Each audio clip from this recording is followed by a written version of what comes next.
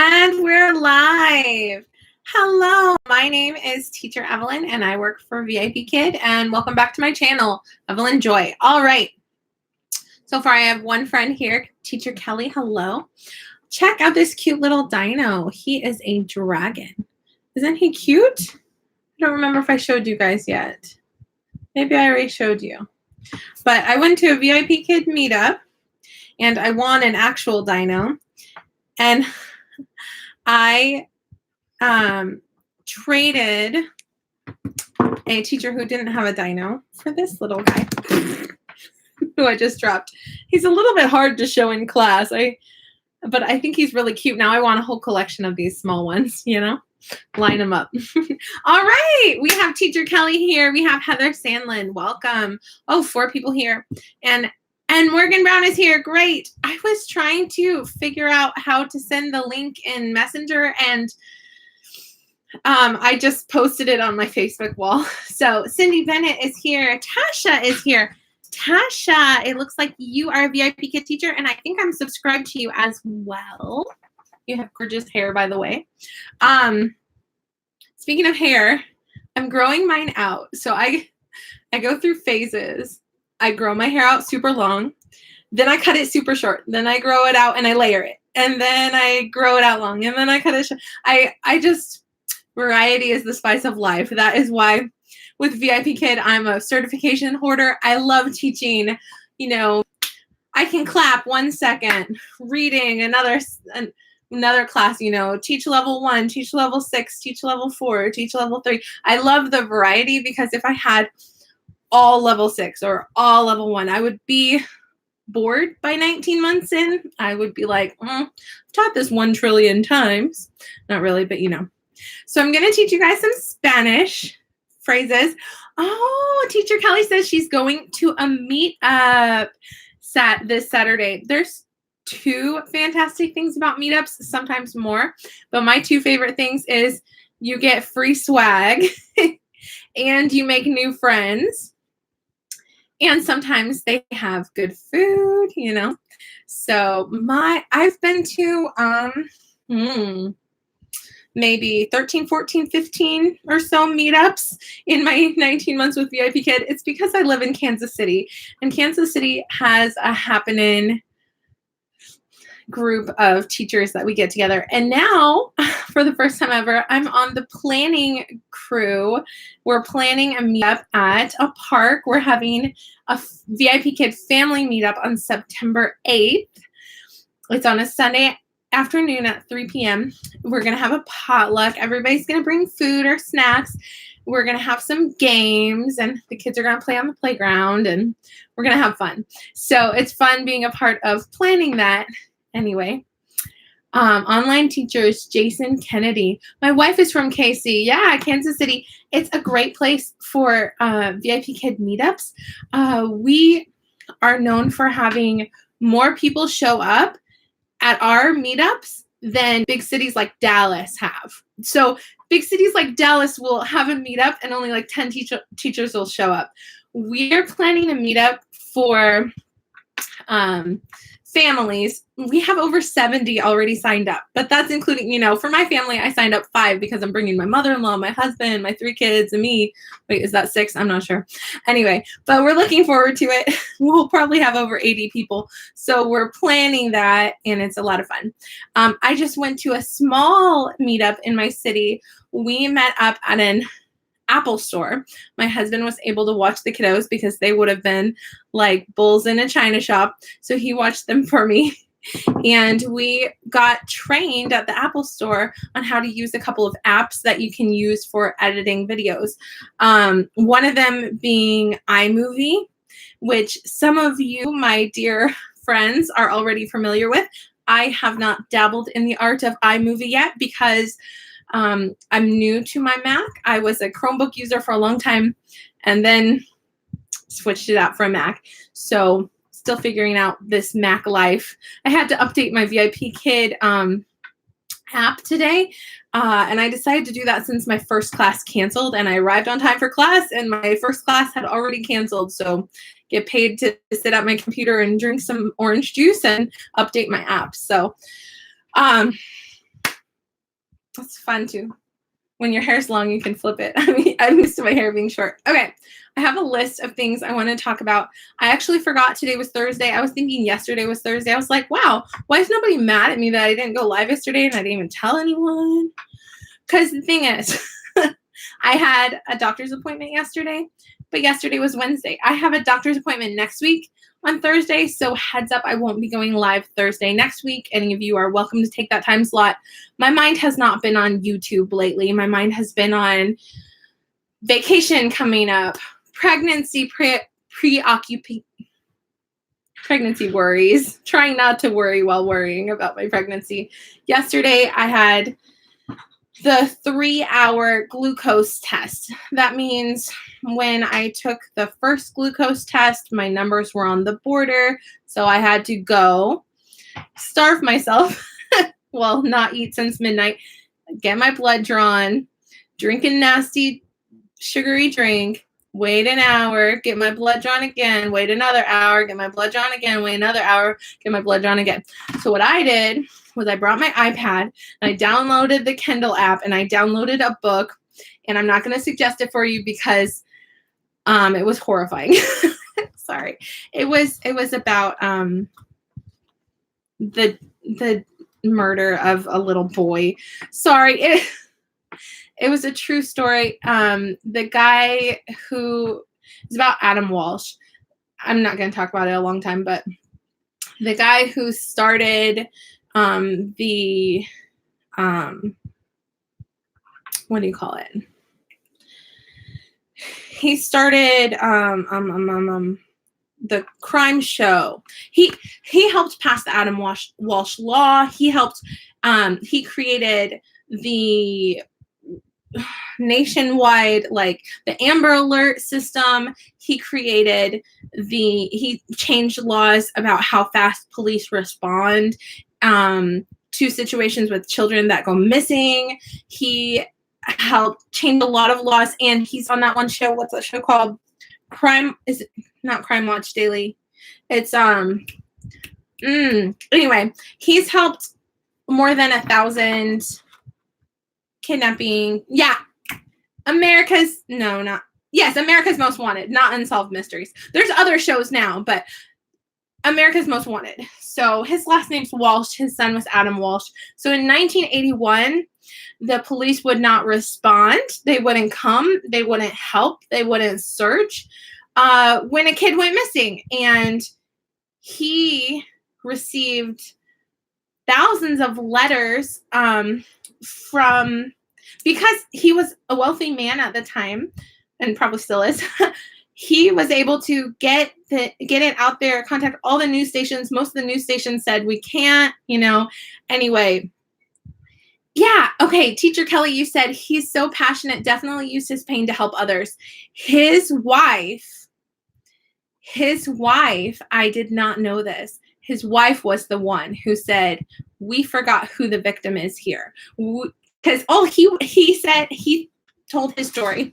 He said that he was so focused on, he wanted to find the murderer and he wanted to kill the murderer. He was so bent on revenge because they found, anyway, the remains of, I don't want to say the gruesome details, but his son was the head of his son was found. Anyway, sorry. So I got so deep into the story, and then I got so horrified and grossed out, I stopped reading it, and I'm not going to finish the book.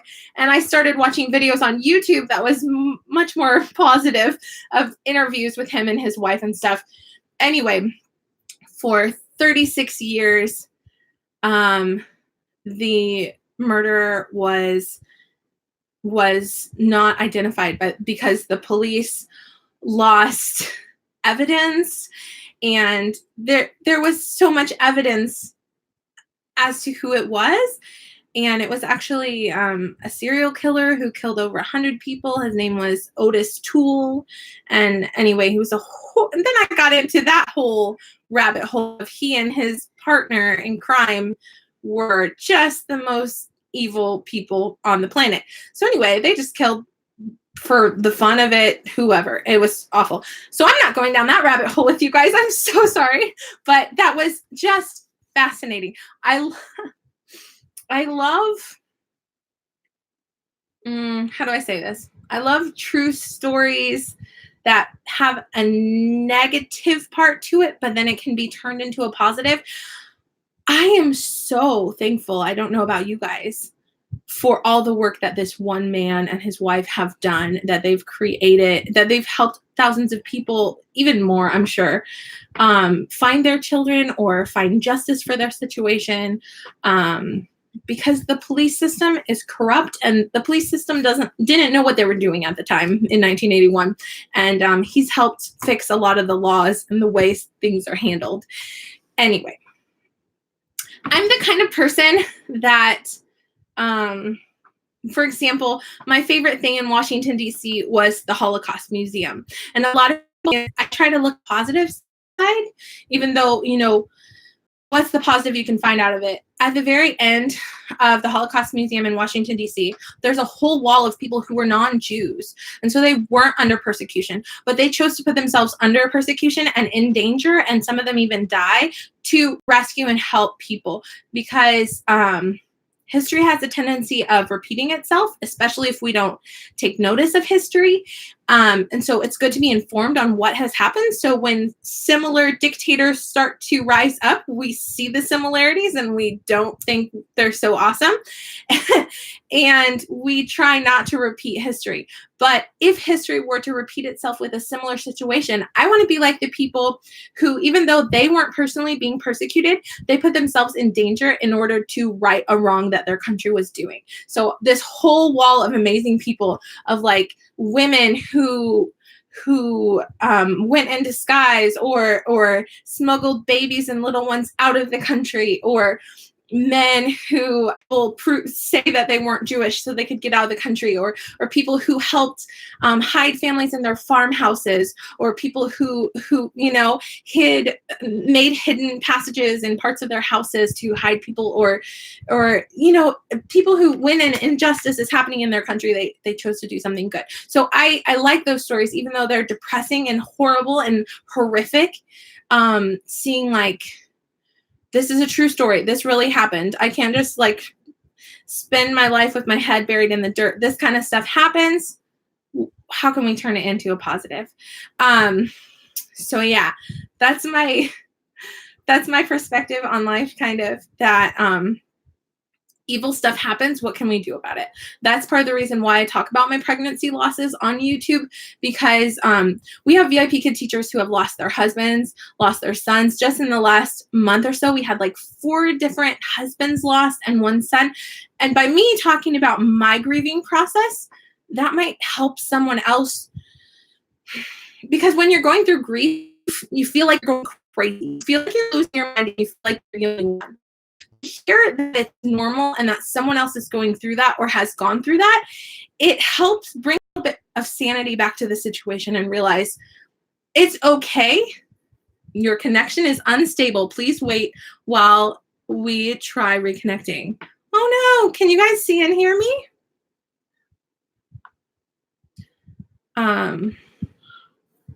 Tell me in the chat box. Okay, so it doesn't say that anymore. Can you guys hear me? Tell me in the chat box. Can you see and hear me? You can see and hear me. Okay, good. Thank you. I got a notification that it said that it's clear now. Okay, good. So anyway, that was a tangent. So I yesterday had to do the 3-hour glucose test.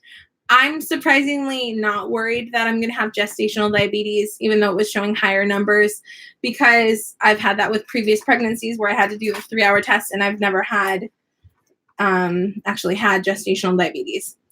I'm more at risk for high blood pressure. I wanted to mention, while I was in the doctor's waiting office for 3 hours, doctor's office waiting room for 3 hours yesterday, I heard on the TV that garlic helps lower high blood pressure. So I'm going to be adding garlic to my daily diet. I need to go buy some.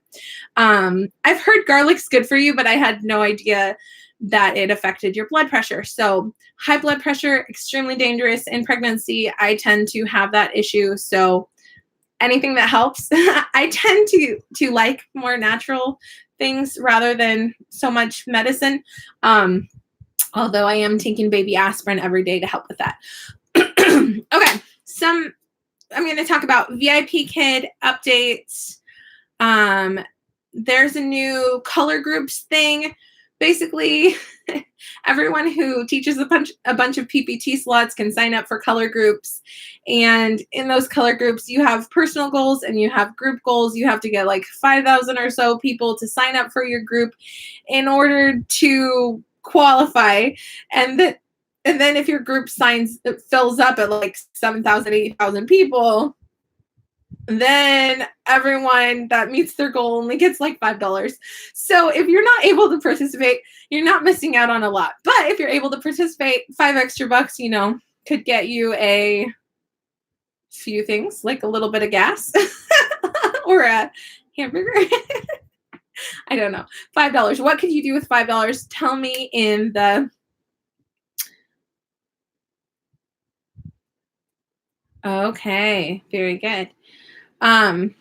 So tell me in the chat box, what could you do with $5? Anyway, or maybe it could be 8, 9, 10, depending on how the numbers work out. But I'm not going to spend a lot of time freaking out about color groups, but I am going to meet my goal for September and see if I get any sort of incentive. If I don't get an incentive, I have chosen ahead of time not to be disappointed. Because just meeting the goal of that many PPT, you're already making bank, right? All right, the next thing that's new is the new token center. So now on the actual token center, you're able to earn the points rather than, see, in the past, we had the hutong. We still have the hutong. The hutong, which people, earned their points there and got their prizes there. Then they created the token center, and then you had to transfer your points from the hutong over to the token center and get your stuff there. So now they're kind of like cutting out the middleman again and making it all in one place again. So figuring that out. 4 new props at Dollar Tree. Yeah, that's something you could get for $5. 4 new props at Dollar Tree. Ooh, or snacks at Dollar Tree.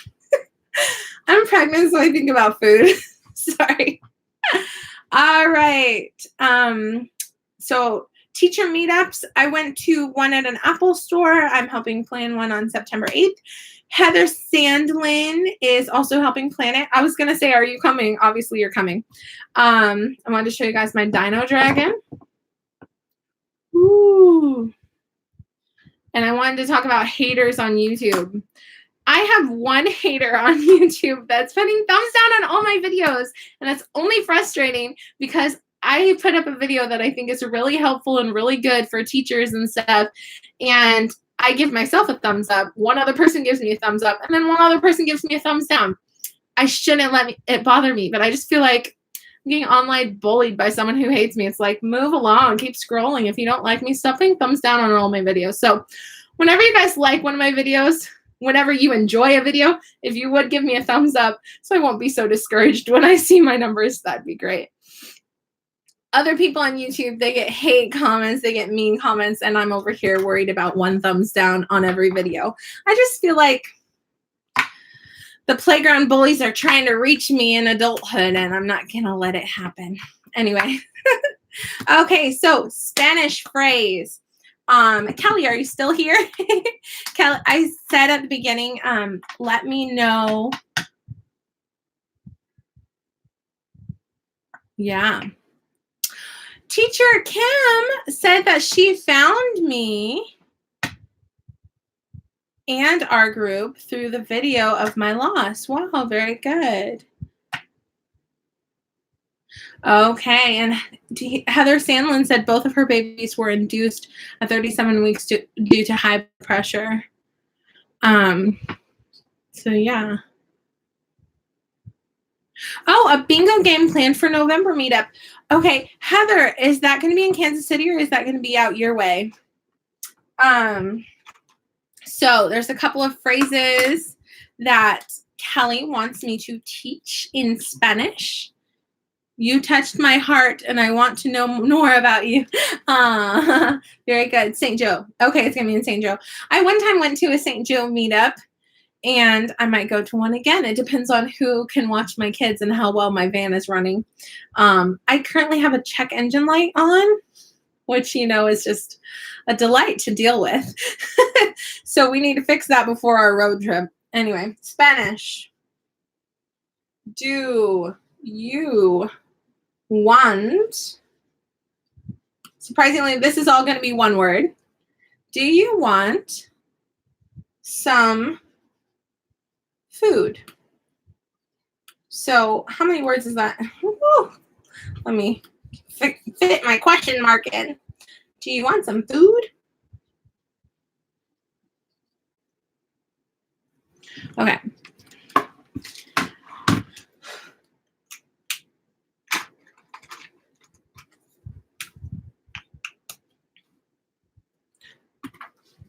¿Quieres? Okay, question mark upside down because it's a question. ¿Quieres? Do you want comida? Comida? Or if you want to say, when you say some food, you wouldn't say some in Spanish, but when you say, do you want some food to eat, you would say some. ¿Quieres algo de comer? So you could say, ¿Quieres comida? Do you want food? Or ¿Quieres algo de comer? Do you want something to eat?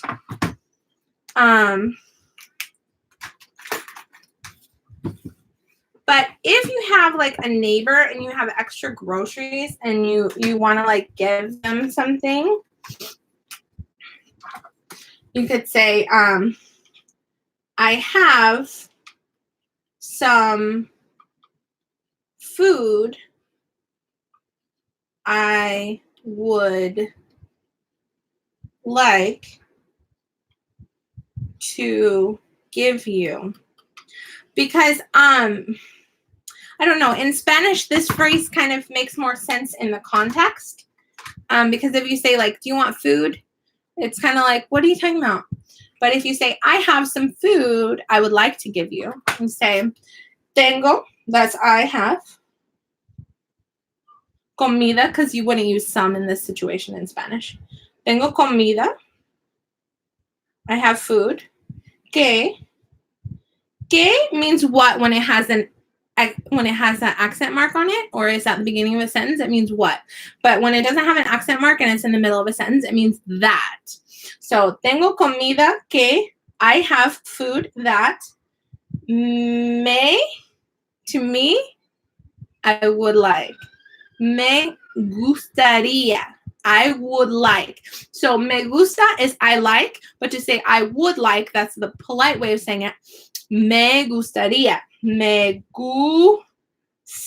gustaría give to you. Darte. That becomes one word when you put dar and te together, to give to you. I have food that I would like to give to you. Because if you have some, the thing with Hispanic culture is if you offer someone something, it's polite for them to reject it. Okay. I have a story with that really quick. It's also that way in Brazil. So it makes you seem, in their culture, it makes you seem not greedy to say no the first time. And so it is the culture to insist and say, no, I really want you to have this. So that's why I say this phrase is better than saying, do you want some food? Because they'll say, oh, no, we don't need it. But that's because they're being polite. But it's the culture to insist and say, I have some food I would like to give to you. And then they'll say, oh, I'm doing you a favor because you want to give it to me. It's a different cultural mindset. But my friends who are um, missionary kids from Brazil. Their dad is Brazilian and their mother is American, and they're missionaries in Brazil. And they're a hilarious family. All of them are so funny. They have 3 kids that went to college with me, and I went to Bible college. And so they came to visit from Brazil, and the dad shared a funny story. He said, in Brazil, when someone offers you a tray of cookies, they say, would you like a cookie? In Brazil, you would say, oh, no, no, no, no. And then they say, no, please take a cookie. They say, oh, no, no, no, it's okay. And the third time they say, really, just take one. Which one would you like? And then you say, oh, I guess, I'll take one. But he said it was kind of culture shock for him to come to America. Someone had a tray of cookies and said, would you like a cookie? And he said, oh, no, thank you. And so then they walked away and were offering it to people. And he's like, wait, come back. I did want a cookie. So it's funny how cultures are different like that. So I have some food I would like to give you. Tengo comida que me gustaría darte. Tengo comida que me gustaría darte. So it's funny how sometimes it gets a little bit more wordy, but the phrases don't always translate the idea. If you translate the phrase directly, the cultural perspective is going to be different. And myself, even being bilingual, I have had to learn some expressions and phrases and jokes from my husband's culture, because the first year of our marriage, I got offended several times over things that he was not meaning in a negative light, but they came out that way. One example of that is the phrase ya mismo. This is exclusive to Ecuador. Other countries are different. Ya mismo means right now. But